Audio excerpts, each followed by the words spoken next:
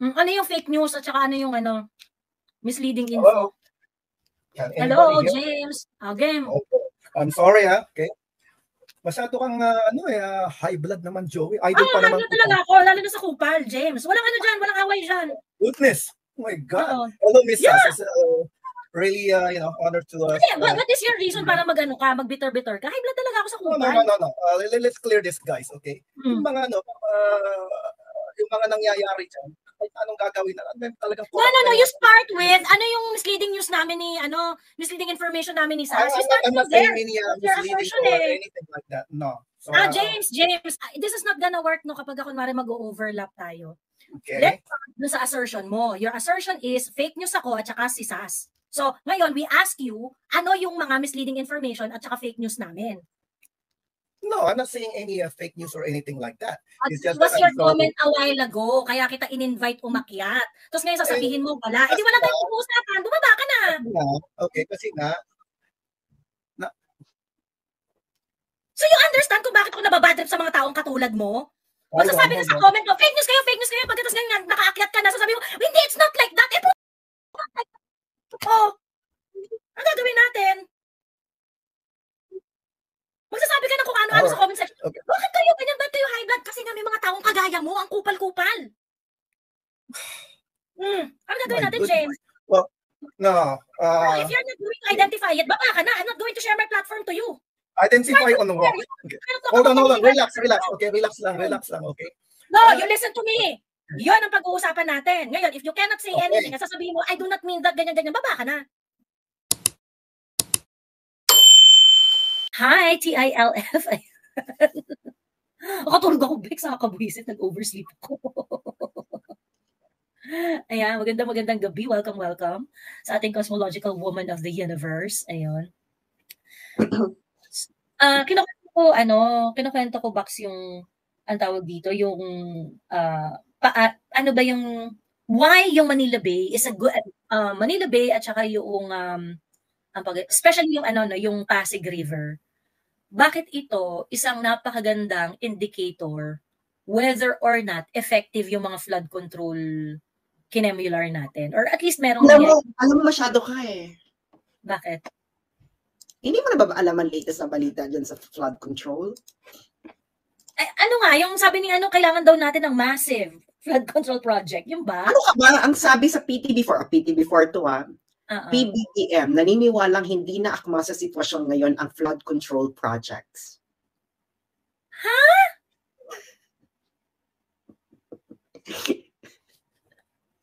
Anong hindi akma? Bakit ako tinatanong mo? Ako ba si BBM?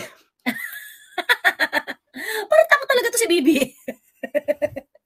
Paano hindi magiging akma? Hindi naman nagbago yung flood control program. Actually, merong flood control program na yung since 2012 to parang 25 years siya eh. 2012 plus 25 years hanggang 2030 something, ganyan. Tapos yun yung sinusunod ng mga nung executive. Kasi hindi naman nagbabago yung yung mga flood hazard area, yung hindi naman siya nagbabago eh.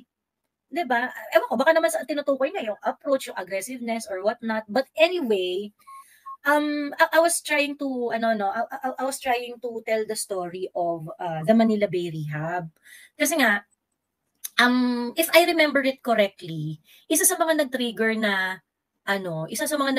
na parang magkaroon ng update diyan sa rate of kalikasan sa Manila Bay. Kasi yung alam mo yung area before, basta naulan lang ng onte, flooded na talaga yung Metro Manila. Kasi konting ulan lang talagang sobrang flooded talaga. You know what? You know what? Kasi ang baha is, I think, hindi siya nanggagaling sa bay. Nanggagaling siya sa taas. So yeah, oo, hindi talaga. Yes, sa taas talaga. Kasi kabaliktaran yung sitwasyon natin sa, like, for example, sa Tacloban. Sa Tacloban kasi, yung storm surge doon, galing yun sa dagat. Galing sa dagat yun, yes. Iba yung flood control doon. You should have a storm surge. Ngayon dito sa Metro Manila, kasi ang bagyo naman hindi nanggagaling sa Manila Bay. It's coming from Pacific Ocean. Oo. And then it's bringing water. Oo, pag ganon. O, diba, naging geologist tayo. Actually, si BBM, in-explain niya yan dun sa video niya eh. Kung bakit nagbabaha eh. Oo, in-explain niya sa video niya yan kung bakit nagbabaha. So, it is actually a water na naghahanap ng i-escapean at dadaloy hanggang sa Manila Bay. Mga waterways sa Ilog Pasig, sa mga rivers, hanggang lalabas sa Manila Bay. Ganon. Yeah, and then I think, ang ano niyan, tama naman siya doon, no? And I think the problem there is, pag ganun kasi dapat marami kang canals. Yes. Yung esteros, ganyan, etc. And I think it's just the design of NCR, Metro Manila. Kaya nga, okay, magbabakbak ka talaga dyan, girl. Hindi talaga, you have to convert NCR like Amsterdam. May mga waterways talaga na malalaki. Mga kanal na talaga. Oo. Actually, ang tawag dito, nung panahon nga ni PRRD, so mabalik nga tayo, no? Iko-connect ko lang yung sinabi ni Sas doon sa writ of kalikasan na tinutukoy ko. Kasi yung utos noon ng Supreme Court is, ang tawag dito, yung tagal-tagal na nito, bakit parang walang nangyayari dun sa writ of kalikasan ko sa inyo, ganyan-ganyan. So because of yung mga bahana, kasi yung every time na magbabaha, kita talaga yung dami ng basura, kita talaga yung at saka nakita nyo naman talaga yung Manila Bay, kadiri talaga, sobrang kadiri talaga. And yung ganong sitwasyon kasi, it reflects kung anong uri ng paglilinis yung ginagawa ng lahat ng karatig bayan, na kung saan ang kanilang tubig ay pumupunta sa Pasig River at eventually ito ang ibubugang tubig papunta ng Manila Bay. So pagdating sa Manila Bay, isang katerbang basura na yung dala-dala niya. Okay? Nung panahon ni PRRD, when he took the job seriously in implementing that Supreme Court decision, talagang kasi talagang na-require talaga na kailangan may coordinating body dito. So lahat ng LGU dapat sama-sama. And I do not know if it is the first time that there had been parang inter-LGU coordination tungkol doon sa kanilang flood ang pangalan nito, flood control system. Tiningnan ko yung sa Metro Manila, ang pinaka-head na naatasan, naging parang point person dyan sa Manila Bay, MMDA. So parang, okay. So kaya pala lahat ng maintenance, lahat ng flood control system sa Metro Manila and Greater Manila areas, MMDA ang humahawak. Ganon. Kaya pala naging part ng kanilang assignment yun. And then, yung mga flood control projects, yung mga malalaking mga kailangan itayo for flood control management, ganyan. It's going to be built by DPWH. Kasi, di ba, ang naging practice kasi noon, kapag ka merong kasi kagaya nito, ang magbe-benefit talaga yung yung local. May mga projects kasi sila na parang in coordination with the local LGU, ganyan. But for this specific dito sa flood control, talagang nakaangkas dun sa budget ng DPWH yung flood management projects. Ayun. So, anyway, doon sa... May si James Ayla. Guys, it's easy to say copy Amsterdam. Bakit sa tingin mo ba may disiplina mga Pilipino kumpara sa Amsterdam? Alam niyo po, how exactly do you discipline people? You discipline people by actually your authorities enforcing law. Kaya may disiplina po ang mga Dutch because napaparusahan sila. Actually, kasi mga Dutch, very particular sila sa pera nila, no? So talagang tinataasan yung fine. Doon sila tina-target sa, okay, tataas na namin ang fine mo, ganyan. That's why they're disciplined. It's not because automatically, it's just because they're Dutch, that's why they're disciplined. No, it's about the authority figures actually enforcing laws. Enforcing laws. Correct. Wala pong natural at likas na disiplinadong mga tao. Alam niyo ba dito sa China, sa Beijing, ang Beijing before, this was, yun yung isa sa mga problema nila, no? Nahihiya sila dahil nga yung mga tao dito sa Beijing, dura ng dura.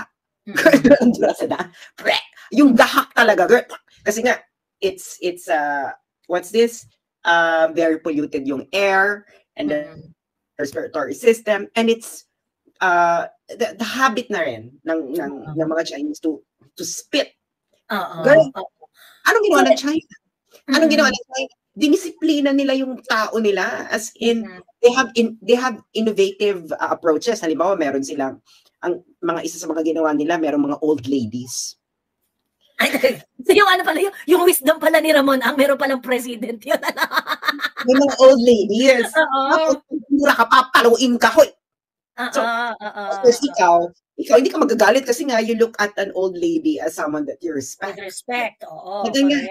O ngayon, wala nang, girl, wala, siguro, dalawa pa lang ang nakikita kong dumura sa daan. Oo. In my 1 year. So, it was discipline. So,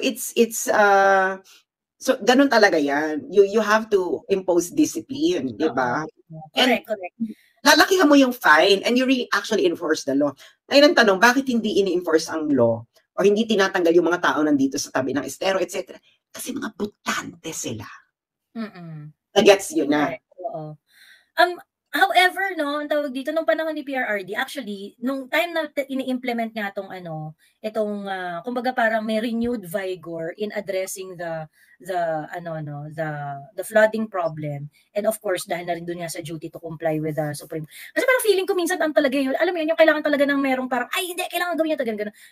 Yung writ of kalikasan ng dati ng parang it serves that kind of parang imprimatur doon sa mga agencies. Sa totoo lang maraming nga nagko-question nun kasi parang bakit inuutusan ng parang mga executive job nga ito, ganyan. But that specific action ng Supreme Court na mag-issue ng order and specifically name agencies to do their share doon sa it really put them into action when the president took the order seriously. Ganon. Kaya kailangan mo nga maging disciplinarian. If the problem is the people of the nation are without discipline, again, look at this in your house. If you are the father of the house or the parent, authority figure, at walang disiplina yung mga bata, what do you do? Yeah, relate it in your household, no? Kaya nga sinasabi nila, running a country is like running the household. Diba? Yun yung constitution value yan eh. First, set yourself in order, and then your family, and then the nation, and then the world. So, patong-patong yan. So, yun, as a father, as an authority figure in your house, kung walang disiplina yung mga mas nakakabata, what do? You become, you tighten the belt. Diba? Correct, oo. Tighten the belt or you use the belt, diba? Palo talaga ako for me, pro palo ako eh. Spare the rod, spoil the child. Nakita niyo bang hindi naman automatic yung disiplina eh. Do you really think that there's anyone in the world who was born with discipline? No. That is why SAS noong one time na kasi 'di ba interagency kasama yung LGU, so yung Manila, walang choice yung Manila noon, yung Manila City Mayor ka lang. Ay hindi po pwede mga drama na hindi niyo paalisin yung kasi ang daming mga sterong na discover nung ini-implement nila, itong parang una nilang ginawa, minapa nila lahat ng estero. Lahat ng estero na supposedly dapat magdadala ng tubig sa Ilog Pasig. Ganon. Minapa nila, alam mo meron silang mga nakitang estero noon na barado na talaga, hindi na gumagana. Why? Because people are living there above the estero. Kasi wala na talaga. Nakaano na talaga siya. So ngayon, they have to move those people, ganyan, inemi. At naging issue nga yung sinasabi kanina ni Sas na, ba't hindi nyo mapaalis? Ganyan kasi botante. Yun, even those kind of things were tackled during that time. Of course, hindi ko hindi ko parang nilalagay sa pedestal si PRRD dito na parang na perfect niya yung solution doon. No. What I'm saying is that he was able to, roll his sleeves up and really act on the problem. So that is why we actually make a great stride noong tinatry natin na kumpletuhin, na i-implement kung ano yung sinasabi ng writ of kalikasan dyan. And it has something to do with, aside from the writ of kalikasan itself, aside dun sa na yun, talagang inanuhan yung approach doon sa flood management system natin. Inigtingan talaga. Yung mga LGU, sila mismo yung nagpo-promote ng sa mga constituents nila na kasi nasa kanila yung job to educate the constituents na huwag kayo magtapos sa estero, kayo tumira sa estero, ganyan. O kung kayo naman, I remember meron pang campaign nun SAS na yung mga nasa estero pa, since hindi pa ayaw nyo pa namang umalis dyan, dapat kayo rin yung manguna at siguraduhin na wala nang mga basura na nakastambay dun sa area na yon ng matagal. I mean, kapag marami ng tambak ng basura, then they should either take it upon themselves na tanggalin yung mga basura doon, or you inform your LGU na parang, kailangan nyo na po ulit mag-dredge dyan. Kasi yung basura, naiipon na, ganyan. And so, ayan, eto na, nagsimula na talagang mapuwersa yung mga LGU to really do, and yung MMDA, no, na to really do what is incumbent upon them. So kapag sinabi mong ide-dredge mo yung ilog, yung parte ng ilog, ide-dredge talaga. Pag kukunin yung basura, kukunin talaga. And for the first time, makikita mo talaga na naglilinis sila ng mga kanal ng tag-araw. Naglilinis sila ng kanal ng tag-araw. Kasi nga, you are anticipating for the rainy season, so that is why, noong time na yon, kapag umulan, nagugulat yung mga tao na biglang nawawala yung baha. Magbabaha, pagkatapos mabilis bumaba, mabilis humupa yung baha. Ganon. Kasi during this time, during this time, nakatira ako sa Manila eh. Nasa Manila area ako niya noong panahon na yan eh. So, kumbaga talagang, Si Wendell Rentiquiano. Kakaiba. O di kung wala ako kay RH, bakit ako ang kinuha mag-promote ng foreign policy ni BBM nung tumatakbo siyang presidente? At siya yung nanalo. RH was promoting Lenny. I was promoting BBM. BBM's foreign policy. Kanino yung binoto ng tao? The rest is history. Ano ba? Nakalimutan niyo naman nangyari nung 2022 election. RH was promoting the foreign policy of Leni Robredo.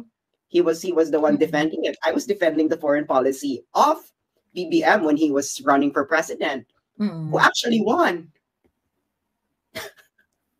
Oo. Sabi ni, bitter ka kay RH, Bobo, sabi ni Wendell. Ano dapat bitter kay, sinong RH ba yung tinutukoy mo sa Richard Heydarian? Bakit kailangan maging bitter kay RH? Anong bitter? Anong kaiinggitan sa kanya? Ano pong kaiinggitan sa kanya? Parang hindi naman desirable si Richard Heydarian. Intellectually or physically. Oo nga. Ano to, at least si RH, sonte acted siya. Ano yung sonte acted? Can you spell proper? Ano yung sonte acted? Nag-type ka nga ng maayos, Wendell. Ano ba yan? Ano yung sonte acted? Ano yung sonte acted? What does it mean?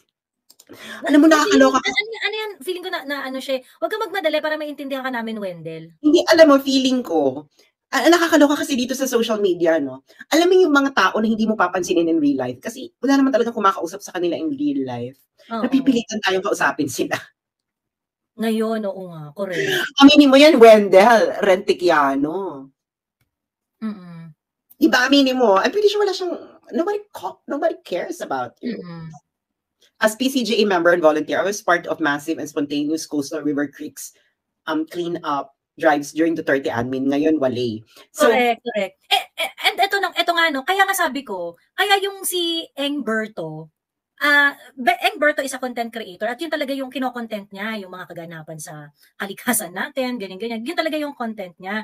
And the reason why I know how aggressive the efforts then to implement nga itong itong policy ng government and kasi kino-cover niya yung mga kaganapan yung kaganapan sa Manila Bay at saka sa ibang mga lugar, ganyan.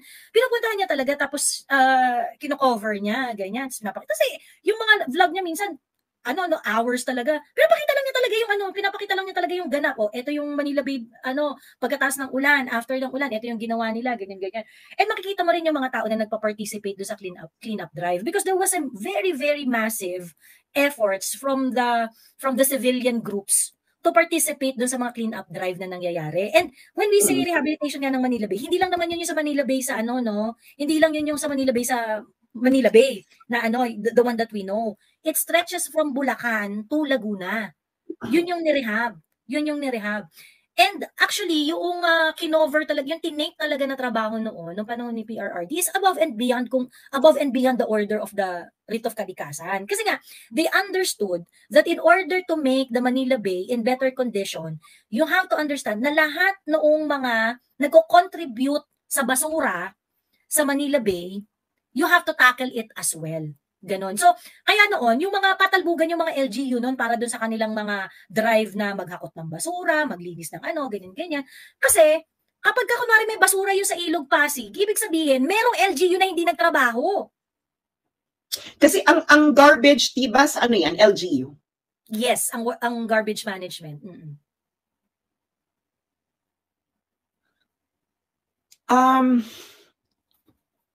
So you need discipline. You need a good disciplinarian, you need a good disciplinarian. Ayun na nga ang nangyayari, hindi siya disciplinarian eh. Totoo. Yun nga. So parang sabi niya, ito na naman yung DDS influencers nagpapaklout with misleading information. All eyes in the sky. Bilis pag-usapan natin yung misleading information, James Ayla. Ano ba yung misleading information? Huwag pa ulit-ulit sa ano ba naman yan, James Ayla, para ka namang spammer eh. Hindi, pag ganyan, nasa taas na yung comment, huwag pa ulit-ulit. O pag spammer, i-block na kagad, girl. Parang. Oo nga eh. Yan pa naman pinaka-pet peeve ko, yung saka yung Dora. O saka yung Wendell Rentiquiano, Diyos ko Lord, alam mo kung walang Arabong kumakantot sa dyan sa UAE. Huwag kaming pagbalingan mo. Oo. Ang tawag dito, ganito ang rules ha. Okay, pagka kinausap kayo, you have to respond appropriately. Pag hindi naman kayo nagre-respond appropriately, iba-block ko na kayo. Block na. Block na, okay? Pag tinanong kayo, kinausap kayo, pagkatapos hindi ka nagre-respond dun sa reply sa'yo, wala ka nang layan na magsalita pa ng magsalita ulit. Okay ba? Ito si Wendell. Ito, Wendell, ang tanong ko sa'yo, Wendell, aakyat ka ba o hindi? Para harapan tayo dito. Ngayon, kung hindi mo kayang umakyat, iba-block na lang kita. Sagot, Wendell. Respond appropriately. If you're not going to respond appropriately, hindi na kita, Nakakaloka yung aklang Wendell. Akla, Diyos ko Lord. Diyan ka pala sa UAE. O akit daw siya yung Wendell. Bigyan mo ng link. Akit, James Ayla. Hindi yung what's this yung Wendell Rentiquiano? Ayan, Wendell. Ayan, nandiyan na yung link sa comment section. Ayun na yung link sa comment section. Grabe, napaka-bobo talaga. Ito talagang mga natitirang BBM supporters. Pag nakikipag-usap sila sa'yo, para sila mga 5 years old, no? Na parang... Correct. Yung mga yung sa unresponsive dun sa yung ganito kasi, I'm sure boring na boring yung buhay ninyo, wala talagang kumakausap sa inyo. So, dito, utot yung mga bibig ninyo dito, ganyan. So, pag pinansin kayo, dapat galingan nyo na. Oo, na parang... Wala nga, kasi nga, di ibig sabihin, pagdedebatihan natin? Di ibig sabihin, hindi mo pala alam, yung pinaglalaban mo tungkol kay Hedarian. Ano ba yan? Ano pag yung debatihan natin? Ikaw ang kuda ng kuda sa comment section. Wala ka palang gustong topic. So, bored ka ba sa buhay mo sa UAE? Wala ba kumakausap sa iyo mga Arabo or Pilipino? Feeling ko, marami itong utang sa UAE. Kaya walang kumakausap sa kanya. Malamang. Diba? Wala ring mahanap na jowang Arabo. Si Akla, Diyos ko dahil. Ayun yung topic mo, walang prinsipyo. Bakit walang prinsipyo? Grabe si Wendell, Rentiquiano. Alam mo itong aklang to? Akla, wala ba pumapansin sa'yo sa UAE? Diyos ko, ano ba naman yan? Ano pa ang tawag dito, Wendell? Yung another nonsense pa, block ka na. Asa si James Ayla? James Ayla, asa na? Tawag dito, akyat na. Sabi ni Wendell, halika dito, iparas kita sa camel. Alam na alam niya, no, na pwede pala ang camel pwede pala makipag-jug sa camel. Oo, tama na, Wendell. Putang ina mo. Dami na ka na putang ina ka, ewan ko sa'yo. Nakakaloka yung may sinagot si Crisette. na isang commenter, ganyan-ganyan, sabi ni Crisette. Ano ba yan? Sa totoong buhay, hindi naman kita papansinin dahil. True! Diba? Kaya lang nagagaganyan kasi online eh. Sa totoong buhay, yung mga tao walang diba, sa totoong buhay ba, ganyan kayo? Na pag nakaharap ninyo makaharap nyo ako, gaganyanin mo ako? Hindi, yung James Ayla, meron siyang bagong account. I mean, meron siyang alternative account. Sabi niya, aakyat daw siya. Yung isang binlock ko, ano yun, iba yun, walang profile pic yun. Meron pumasok kasi may profile pic na James Ayla. So, yun yung nagsabi na aakyat daw siya. Ayun. So, anyway. So, ano ngayon? Maraming request dito, yung kay Harry Roque. So, pag-usapan na natin at tayo atat na atat ang mga tao. Oo. Wait lang, tapusin ko lang yung sa flood kinembular, yung yung ang tawag dito, kung bakit important na tingnan natin yung estado ng Ilog Pasig. Para kasi ganito yung nangyayari, no? Parang yung build ni PRRD. At ito yung paulit-ulit na binibring up ng mga tatanga-tanga na mga anti-Duterte. Ganito kasi yung problema yun. Bigay lang kayo ng meme. Bigay ng meme. Pagkatapos, hindi nyo makaya i-explain. Gano'n, yung mag-screenshot kayo ng news article. Ayan. But you cannot really explain it. Okay. Ito yung pinakabonggang proof dyan, Si PRRD, taon-taon, kasi billion-billion naman talagang project sa flood control program. Yung James Ayla daw, bigyan mo pa ng link. Parang. Ayun na, nandiyan na siya sa loob.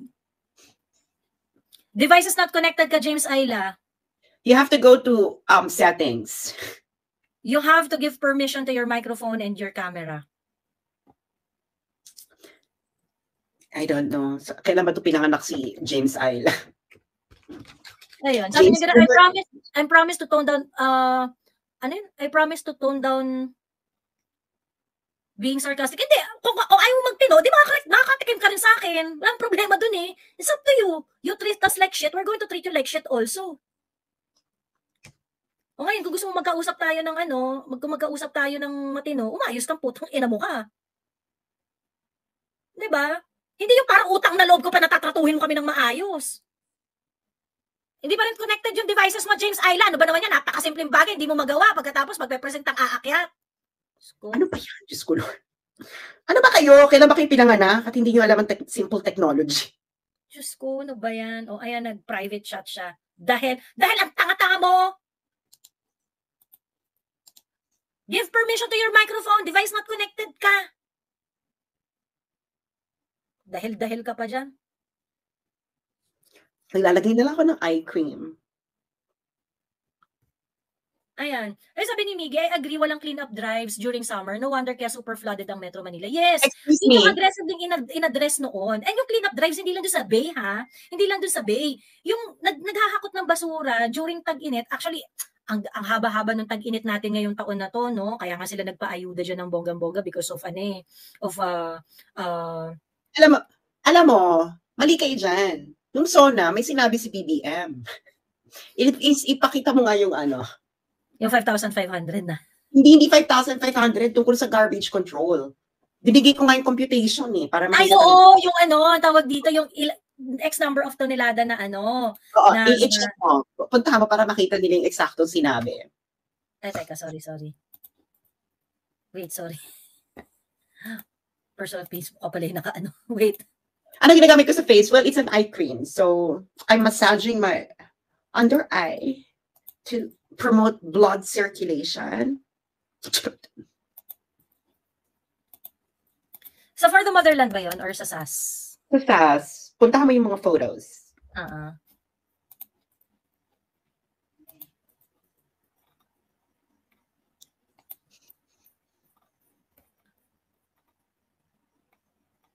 Ayan. Ayan,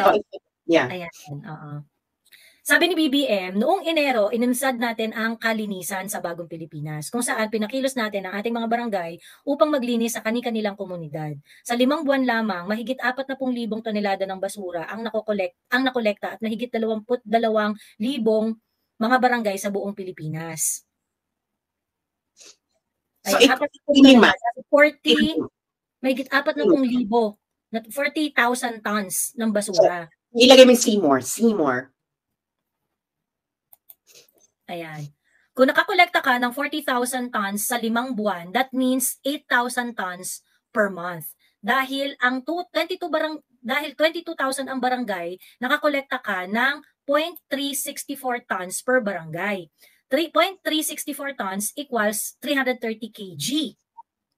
Kung 30 days ang daily collection per barangay ay 11 kg, 11 kg per day lang ang daily collection ng garbage under kalinisan ng barangay. Actually, di ba parang, Diyos ko, sino barangay nga yung merong 11 kilos lang na basura? Tapos Metro Manila alone generates 9,500 tons of garbage every day. So, bakla nang achieve mo? Bakla achieve mo, correct. Diba? Alam mo yung 11 kg? Girl, parang, ano yan, gawaing tamad per day, 24 hours, 11 kg? Mm-hmm. Sabi ni Hilda Carlos, actually, 10.99 lang to be exact. Per barangay. Can you imagine kung gano'ng kalaki ang barangay? Tapos 11 kg. Ano yung dalawang bahay? 11 kg, Diyos ko po, sa isang medyo, isang malaking household. Diba? Baka isang household nga lang yung 11 kg. Diyos me. Sabi 11 kg, just like 1 shilling gas. Sabi ni Eva. Pero yung, parang, alam mo yung parang girl, nag-prepare ka ng 1 day sa sonang speech mo. Hindi ka man lang nagtaka, 40 tons, 5 months, 22,000 barangays. Malito. Correct. Tama to si Fox Queen, sabihin na natin na basura pa lang yun ng palengke mo. Ha? 11 kg? Diba? Yun nga hindi. Sabihin na natin na yung basurang kokolektahin, hindi ka titingin sa household, yung daily basura. Tingnan mo yung basura ng palengke mo. Meron bang palengke na nagpo-produce ng 11 kg na basura every day? Lang, diba? Sa isang barangay. Sa isang barangay. I'm pretty sure, kasi lahat naman ng barangay may talipapa diba? Merong mga tindahan dyan for sure yung pa lang, diba? Hindi na realistic yung goals ni BBM. So anyway, ito yung problem kasi, pag dumidiskarte ka ng sarili mo at hindi mo sinunod yung naunang polisiya. Yung naunang polisiya ni PRRD, nag-work! Hindi, I remember pa nun, the late Gina Lopez, yan ang project niya, linisin ng mga esteros. Remember? Yeah, oo. May talaga, at saka yung talagang grabe rin yung campaign noon sa yung, I remember kaliwat kanan rin noon talaga yung mga nagsasabi. And even the public officials are reminding their people na, wala pong mangyayari dito sa ating flood control program kung tayo po kung patuloy po kayo magtatapon ng basura, kineme, ganyan, at ito ay, yung mga ganun, may mga ganun din. So, ito si BBM, na yung parang, nagsalita kasi si BBM na, syempre, kasalanan ng mga tao yan kasi tapon kayo ng tapon ng basura, yung ganun. While that may be true, that the pagtatapon ng basura has to be addressed as well, pero you as a president, hindi po yan yung una niyong problema. Yung pagre-remind na yung mga tao, dapat di nagtatapon ng basura, tanungin mo yung mga LGU mo, bakit ganyan? Ba't ang daming basura? Anong ginagawa niyo to remind people na hindi magtapon ng basura? Hindi yung mismo, yung mag-explain on national television na, hindi kasi kahit anumang flood project ang gawin namin, kung tapon ng tapon yung mga, that's not what a leader would do. Ang niyan is anong ginagawa ninyo para i-enforce ang batas. Discipline starts with good enforcement. Dahil ang mga tao, pag ito, mahilig kayo sa freedom Di ba? Respect the freedom. Wala dapat, bloodless drug war. Sino matatakot sa inyo yan? You're a good disciplinarian. That is true across all countries. Hindi ba? Automatic yung pag-enforce ng batas, hindi ba? Etong sa dinami-daming baradong esteros, bakit walang napaparusahan? Correct. Or, tawag dito, we know that someone is not doing their job because of we know someone is not doing their job kapag nakita natin yung estado ng Ilog Pasig. Ano ang estado ng Ilog Pasig? Kasi, kung maraming basura dyan, ibig sabihin something is wrong. Ibig sabihin itong MMDA, yung mga trabaho niya. Nakita mo ba yung mga, di ba si Prof. Malu, meron siyang pinost kung magkano yung budget ng MMDA sa flood control. if you're going to look at the budget of MMDA, in-enumerate doon yung kung magkano yung allotted na budget for dredging, for desilting, tapos naka-specific doon na kung anong area yung kailangan mong i-desilt or i-dredge. And these are millions of pesos na budget. Of course, you're not going to spend it one time, big time. Kailangan mo talaga schedule yun ng like, kung kunwari, ang budget mo doon 70 million. O ilang beses ka dapat mag-dredge doon sa identified location na yun. Diba? Hindi, saka you have 6 months to prepare for the rainy day. Yeah. So was it done? Nagawa ba yung mga dapat gawin, yung especially yung mga perang inalaan natin para doon, nagawa ba? And this is when the corruption happens. Kasi nga, pagka kunwari, kasi yung dredging kasi you're going to do it as required eh. You're going to do it as required. So, kung kunwari nakita mo na kahit hindi pa schedule ng dredging dyan, pero nakita mo yung accumulation ng basura or ng is masyado ng madami, you have to do the dredging. Ganon. Eh kung kunwari, itong River Point A, merong budget na 70 million ng dredging for 1 year. Ganon. Who's going to check kung gaano karami yung na-dredge mo dyan na Ayun na nga, kailangan mo kaya nga ito napahanga ako kay PRD, no? Halimbawa itong war on drugs. Marami maapektuhan naman talaga dyan, mahirap. Dahil sila karamihan ang mga foot soldiers na nagbibenta. Pero ginawa pa niya. He didn't care na mawawalan siya ng boto sa mga mahirap. Minahal pa nga siya eh. Correct. Alam mo kung bakit minahal? Kasi yung tubig baha, luminis. Hindi, yung sinasabi ko yung war on drugs. Sinasabi, war on drugs. Kasi nga itong estero, clean up, yung didisiplinahin mong ganyan. Kasi maapektuhan talaga dyan. Maraming botante. So, kailangan, you have to break some eggs, you know. And ayaw nga nilang mag-break ng some eggs. Kaya nga kita mo itong di ba sa napakatagal ng panahon, ang tagal-tagal nating problema yung mga informal settlers sa Riles. Bakit hindi mapaalis-alis? Because nga botante sila. So pag inilipat mo sila, mawawalan ka ng napakalaking bulk na botante. That is the real problem sa informal settlers, no? Kaya hindi yan nabibigyan ng, besides of course na yung relocation, ganyan. But the thing is, ayun na nga, madam. Hindi ba? Itong estero kasi, actually low-hanging fruit yan, no? It is not an invisible problem. It is not a problem that you would encounter a huge syndicate in order to clean, in order to resolve. Hindi ba? Sabi niya, May 2024, sa kasagsagan ng tag-init. So, May 2024 pa niya pinapakita yan. So, yes, oo. Pasig River din. So, ayan na nga. So, kung maraming basura, nandiyan na nga nakikita nyo, ba't hindi nyo linisin? Girl, parang, is this something, but is this something, Ito March 2022, Pasig River din to. So, pinakita niya na. Yan ang issue na ng Pasig River noon. Oh, of course, mahaba yung Pasig River, no? I'm not sure if this is the same segment ng Pasig River. Oo. Pero, yan yung kondisyon ng Pasig. Kasi kahit sa part ng Pasig River yan, pupunta yan sa Manila Bay, regardless. And this is your Pasig River ng May 2024. What's so interesting is this. Yung first clip is a video taken March 2022, okay? So ngayon, actually minessage ko pa dito si Engberto eh. Kasi I have to make sure na itong video niya ng Pasig River na maraming basura, sabi ko ganun, nung kinuhanan mo ba to? Baka naman kakatapos lang ng ulan. Sabi niya, hindi, kasagsagan ng summer yan. May ko yan May ko yan sinut, sabi niya gano'n. Alam naman na, Sasdo, yung itong summer na to, ito yung isa sa pinakamainit na summer, pinakamahabang tag-init na naranasan natin in the recent memory. So parang, walang ulan nito. Talagang, sabi niya, nung kinuhanan ko yan, hindi pa nag-uulan. Kasagsagan pa ng summer niyan. Well, you can go to Pasig. Well, we have a Pasig River Coordinating and Management Office. So, bakit? So, ngayon lang, happening now, puspusan ang paglilinis ng Ilog Pasig bilang paghahanda ngayong nagsimula na ang tag-ulan. So, July 23, meron silang ginawa. So, Oo. But you know, pagka ganyan kasi they are already risking even yung mga tao na the lives of those people who are going to do the clean up. Kasi unang-una, umuulan na.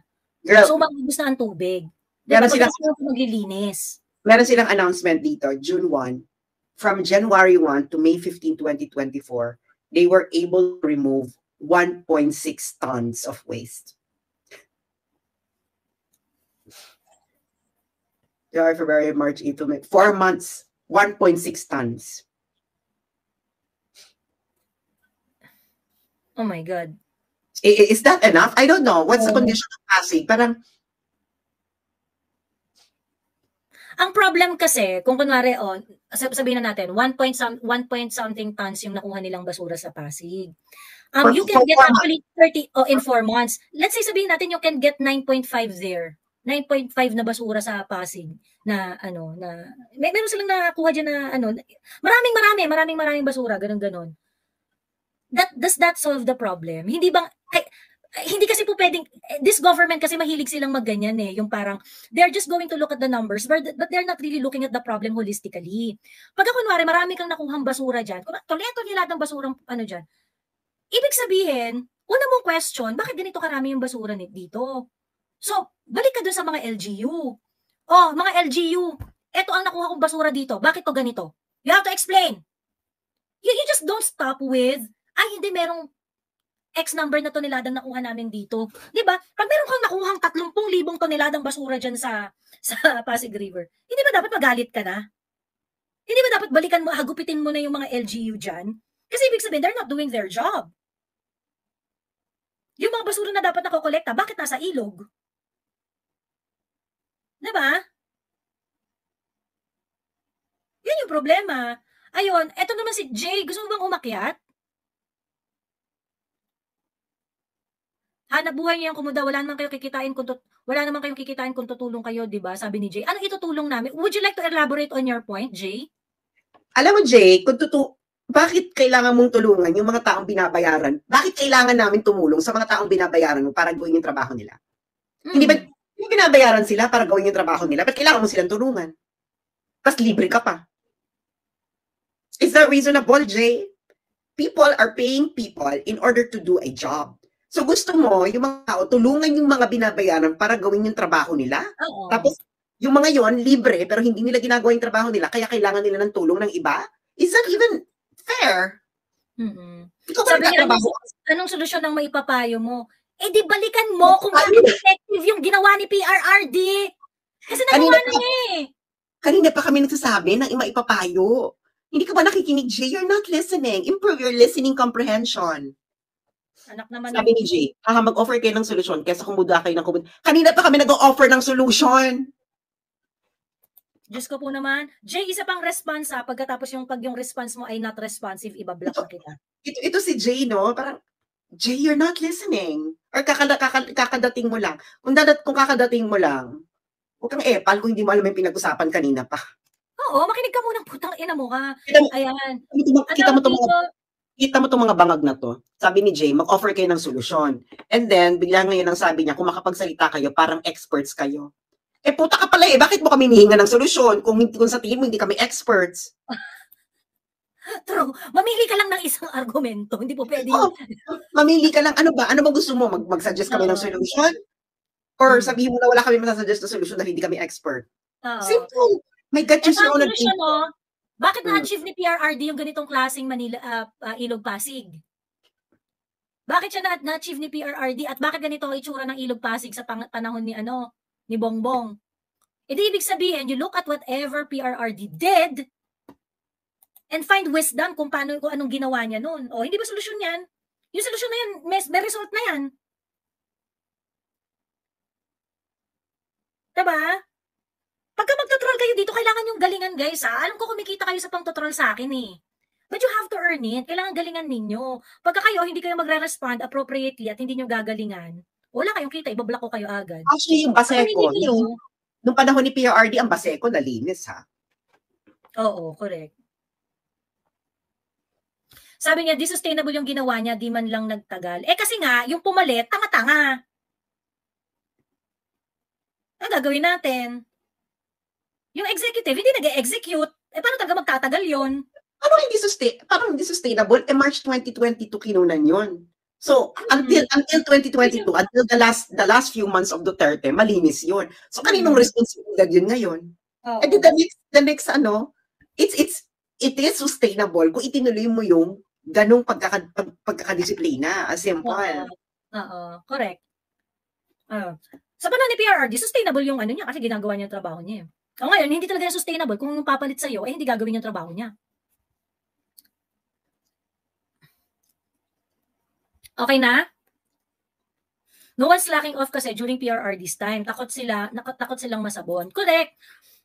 Kasi nga walang bullshitan doon. Walang bullshitan doon. Like yung sa basura, it's really put on the, under the care of the LGU. Talagang, pag may basura dito, kayo may kasalanan dyan, walang iba. Hindi, actually, kasi nung panahon ni PRRD, pati yung mga supporters ni PRRD, kino-call out yung mga officials. Ngayon kasi, yung mga BBM supporters, hindi nila kino-call out yung mga officials. Look at Thinking Pinoy. During that time, si Thinking Pinoy, grabe siya mang-call out ng mga public officials. Hindi ba? Alala niyo yan? Di ba Thinking Pinoy? Lahat kami, may kino-call out kaming public officials sa admin ni PRRD. Pero ngayon, kita mo yung mga BBM supporters ngayon, wala silang kino-call out sa mga public officials ng BBM admin. Perfect ba sila? Perfect? Kahit isa wala silang kino-call out, name anyone na itong mga to nagko-call out. Ang kino-call out lang nila si Inday Sara. Correct. Si Inday Sara, pati sa mga personal affairs ni Inday Sara, kino-call out nila si Inday for that. Alala nyo, lahat kami kino-call. Remember, RJ Nieto, lahat kino-call out. Pero supporter siya ni PRRD. Lahat ng vloggers may mga kino-call out ng mga public officials, di ba? Mga LGUs kino-call out, ganyan. Hindi natatakot mag-call out kasi yun yung payo ni PRRD. Ang payo ni PRRD, tulungan siya na i-ano yung gobyerno, ayusin yung gobyerno, di ba? Ang payo pa nga niya no, na anuhin nyo, kaya nga siya naglagay ng 8888 eh. Correct. Ngayon, gumagana pa ba yung 8888? Gumagana pa ba yung Gumagana, pero hindi na sila hindi na sila kasing bilis mag-respond nung kagaya ng kay PRRD. Kaya parang ng PRRD, takot sila ma-8888 eh. So, kailan ba ang last ng 8888? Girl, August 22, 2023 pa ang last update ng Facebook ng 8888. Diba? Wala na ata siya, girl.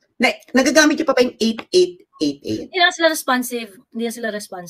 Hindi kagaya nun na Dati 15 days? Kasi marami ako nire-refer sa 8888 Oo. Ay, girl, wala na siyang website. Ano ba? Tingnan mo, i-check mo. 888.gov.ph.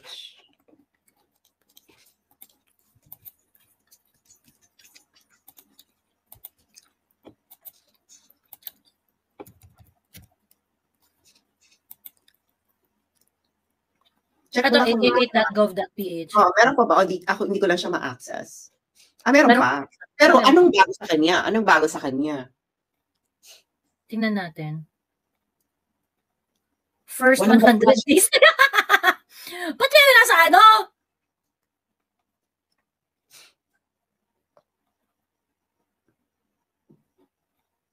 Sabi ni Bruno, dati tumatawag ako sa 8888. Wala naman sumasagot. Kailan yan?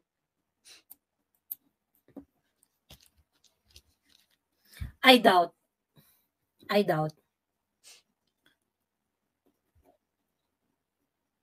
Kailan ang last?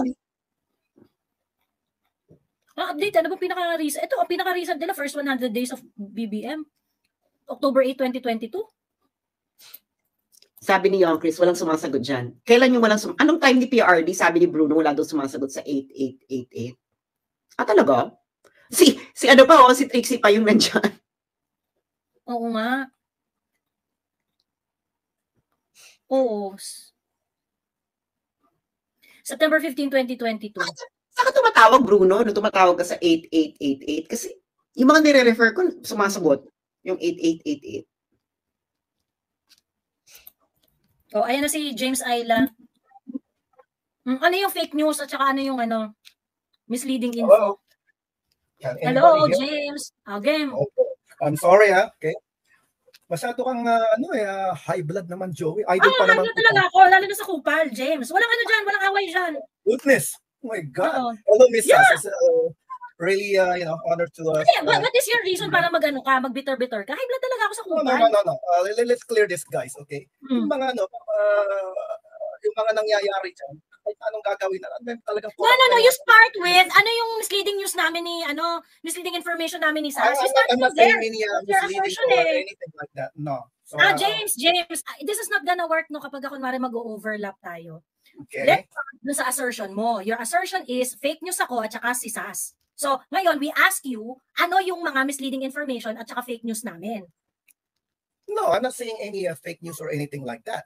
It was your comment a while ago, kaya kita in-invite umakyat. Tapos ngayon sasabihin mo, wala. Di wala tayong pag-uusapan, bumaba ka na. Okay, kasi nga. So you understand kung bakit ako nababadrip sa mga taong katulad mo? Magsasabi ka sa comment mo, fake news kayo, pagkatapos ngayon nakaakyat ka na, sasabihin mo, hindi, it's not like that. Ang gagawin natin? Magsasabi ka na kung ano-ano sa comment section. Okay. Bakit kayo ganyan? Ba't kayo high blood? Kasi nga may mga taong kagaya mo, ang kupal-kupal. Ano gagawin natin, James? Well, no. If you're not going to identify it, baba ka na. I'm not going to share my platform to you. Identify on what? Okay. Hold on. Relax. Okay, relax lang. Okay. No, you listen to me. Yun ang pag-uusapan natin. Ngayon, if you cannot say anything, sasabihin mo, I do not mean that, ganyan, baba ka na. Okay, so direct to the point ba? Direct to the point? Okay, yes! Direct to the point? Okay.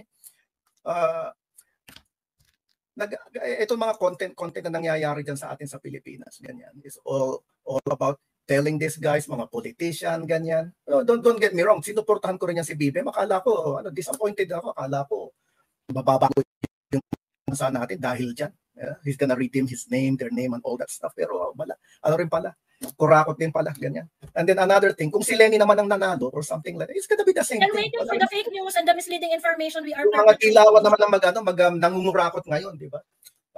Wala ko sinasabing fake news and everything. I always watch. Baba ka na, James. Baba ka na. Wala ka naman palang fake news na masasabi ma-identify eh. I'm not taking about hindi ako nag-comment ng fake news. That's not me. That wasn't me. James Ayla. Mali yun yung mga. Bigla ko pa nga yung una mong account tapos gumawa ka ng bago. I just wanna come up to makipag-convert sa inyo about what's going on like that, any solution and all that stuff. Lumaki rin ako diyan, di ba, dati. But I'm based in Hawaii and in Guam, okay, and California per se, okay. So at a distance, nakita kong Then ganito, James, no, if you want to converse, you say you want to converse. You don't tell us na we are sharing misleading information, we are fake news. No, that's not what you said. Nandito yung comment mo eh. Mali. Okay, hold on. I have to re-enter Kinembular, ganyan. My goodness. Magkaganon ka pa eh. I mean, it was you who made that comment, tapos ngayon magde-deny ka. I did not. Hindi ko yung pinipigil. I believe what you guys say like that, okay? It's just that yung sasabihin natin yung mga yan, we give solution to these people. Wala rin mga diyan. So ano gusto mo gawin namin? Nagpapasalamat pa rin ako sa inyo dahil merong SAS. So ngayon, be honest. Meron kayong ngayon, dinideny mo na ikaw yung nag-comment mo kanina. Wait, James. So ngayon, dinideny mo. I'm not sure about it, but I'm not trolling you guys. I'm not trolling you guys. No, okay? You were trolling us a while ago. You were trolling us a while ago. Kaya nga sabi mo kanina, I promise to be lesser sarcastic, kineme. Oh yeah, of course. I honest said that, James. I said that. Kung gusto mo makipag-usap ka. Kasi you started with insults. Can you give me a chance? Can you give me a chance to, No, you're not addressing it. You're not even admitting that you're the one who said it eh. Ano tayo makakapag-usap? I can't remember it or something. You're not going to be honest. But, so was it you or not? Was it, hindi. Ganito, James. Para respetuhin kita. Aminin mo na ikaw yon. Ngayon, kung gusto mo makipag-usap, well, I have to do that to catch attention. Pwede rin naman yun eh. Ba't dinideny mo? Nagiging sarcastic ako sa ganyan. So it's you nga. You were sarcastic. Why do you have to do that? Well, because sometimes punong-puno na ako sa mga nangyayari diyan na parang hindi ko na na yung mga effort niyo na ganyan pariringgan tong mga politiko diyan. So where is the misinformation saan yung misinformation namin banda? Kasi nagkikiss-ass ka na lang eh. Hindi yan yung sinasabi mo kanina. Sinasabi mo meron kaming misleading information eh. Misleading and maybe a little bit yung mga sinasabi yung like what? Doon tayo pumunta. I invited you on the strength of that so point that you want to yung make. mga baha dyan, ganyan, yung mga baha, ganon, yung mga nangyayaring mga tapo ng basura, ganyan, like that. Wala nang mangyayari dyan kasi mga halos hindi na maayos yan. Yeah. Binibigyan na example nila, tumira sa sa Netherlands, si Mrs. dyan. Mga disiplinado mga doon. Mga Pilipino, di mo na madidisiplina mga Pilipino. So, ganun. you mean what you're suggesting is we just have to accept it as it is. Hindi ka nakatira sa Pilipinas, James, right? Parang ganun eh. I go back there. Hindi ka nakatira every, sa Pilipinas, James, right? Balik-balik ako dyan, pati sa mga barangay namin dyan. And you are suggesting that we just have to accept it. Ganun na nga lang yun. Ganun na lang yun. So, you are telling us that this is acceptable for you. Tumurap ka na lang, okay? ganun. Just go with that. So, you are telling us, James, no, we just have to accept this. Ganun na nga. At least ganun na nga. Hindi po, tangina nyo po. Alis na po kayo dito. Hindi po kayo yung mga gusto namin kausap. I'm so sorry. I have to remove you, James, I have to remove you. I'm not going to share my platform with someone who thinks that Filipinos deserve this kind of river.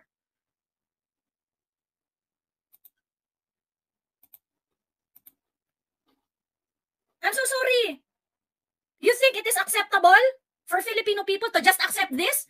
And feeling mo meron kang stake na mas dapat pakinggan namin yung sinasabi mo kung pabalik-balik ako ng Pilipinas eh. So, kami nakatira kami dito. This is not acceptable. Okay? This kind of river is not acceptable.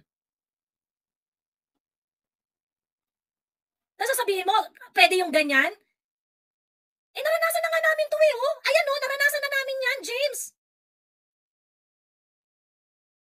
Pagkatapos you're telling us, well, ganun na nga yan. Pasensya na po kasi putang ina ninyo. Para sabihin na kami na nandito sa Pilipinas, magtsaga na lang kami sa ganong klaseng pilog pasig. Alam niyo, sa totoo lang, kahit kami, kahit ako hindi ko alam kung merong mangyayari dito sa pinagagagawa ko. But I'd rather die trying. Pagkatapos ikaw, James, talaga? Imo-moral high horse mo kami, i-accept na lamang natin dahil wala nang mangyayari, ganyan na talaga ang sitwasyon dyan, at ganito ang deserve ng mga Pilipino. Meron kayong problema sa utak, James. When you are confronted, you cannot even own up with your own words. At wag ko kasi nasabihin, huwag kang high blood, putang ina mo pala yung mga taong kagaya mo who's going to tell us na tanggapin na lang yung ganito? Kapal naman ang pagmumukha ninyo. Ngayon, kung yan ang gusto mong i-perpetuate, gumawa ka ng sarili mong live. I am not going to share my platform with you.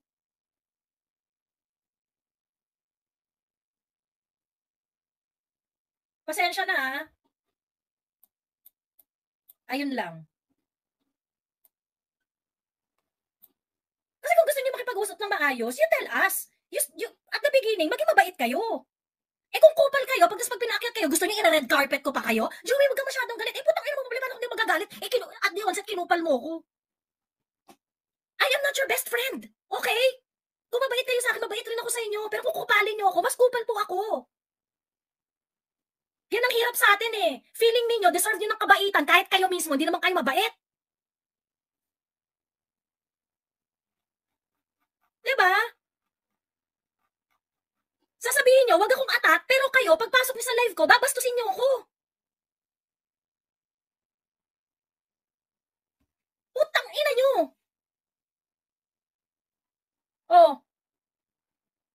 And that's all you've got. Your solution, ikaw, Jay, amenable ka ba dun, Jay? Tanggapin na lang natin yung ganyan. Wala na tayong magagawa Amenable sa'yo, Jay, yung ganon?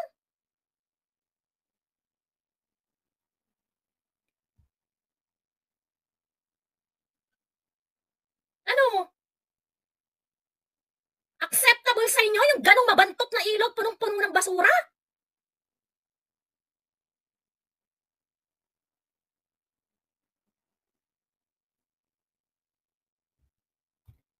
Inang yan. Hindi deserve ng Pilipino yung ganyan. Naranasan na namin yung malinis na ilog Pasig. At ang point lang dito,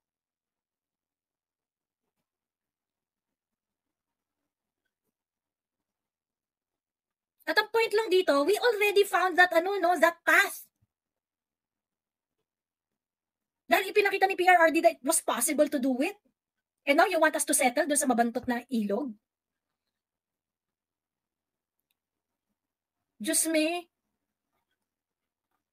So ganun tayo, no? And I have been like that ever since day one, ganyan ako.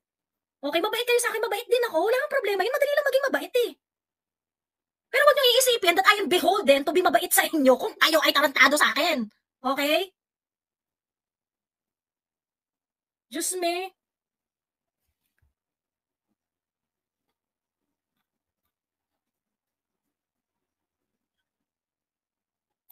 O, tuklas TV story, akyat. Aakyat ba? Hindi. O pagkatapos pag ito, namura-mura na naman sa taas. Ba't mo ako minumura? So wag na raw natin problemahin yung ilog, yung paglilinis na lang daw ng bahay natin yung problemahin natin. Actually, problema yan parehas. Bakit gusto mo isa lang yung problemahin? Tuklas TV story.